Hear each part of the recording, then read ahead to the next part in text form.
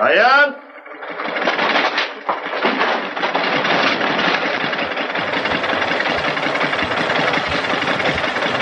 Hey! Öküz! Eşitmirsen? O kardır Cenab zabit. Anadan gelmedir. Dili de yoktur. Danışabilmir. Ama tol çekmekte çok mahirdir. O lal kar, sendeki aksak. Elədir Cenab zabit. Bizim Korskada zehirli ilan çok olur. Sancan kimi öldürür. Baldırımdan sancmıştı. Bıçağı götürüp kesip attım. Deməli dilin lal, kulağın kardır.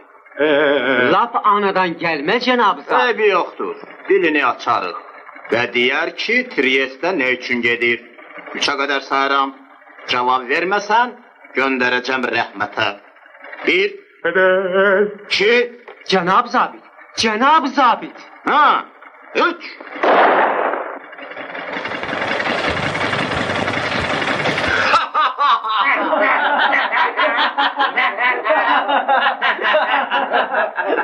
Dede!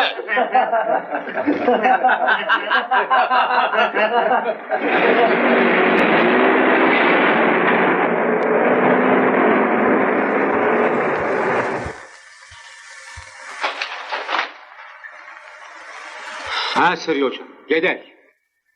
Dayan. Koy özüme gelin.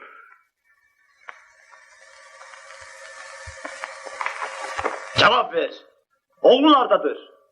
Mihail hardadır. Konuşacaksan, Cevap vereceksen ya yok. Arkamca.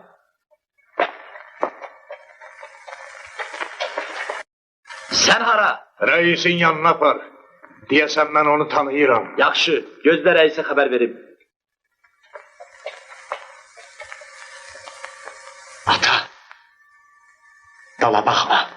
Vesilin. Sen Mikhailov'u xilas etmelisin. Oğlumu elimden alan bir adamı Onu ele vermezsen söz veririm. Hemşelik evimize kaydacağım.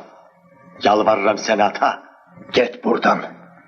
Eşidirsen onlar seni de aktarırlar. Əlamətlərindən belə görünür ki, Mikhail özüdür.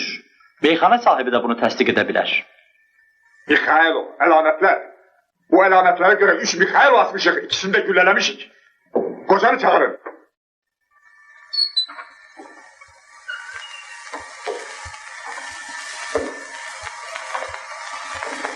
Selam Mikhailov.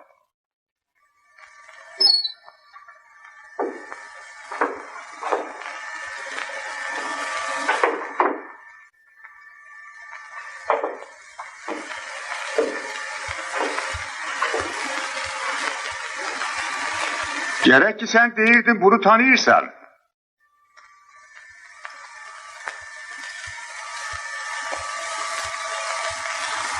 Oo, görürəm ki, müharibə bu uca dağlara belə gəlib çatıbdır. Bağışlayın müsyo, bəzilər deyirdi Kes ki... sesini. Sözüm yoxdur müsyo. Hey koca.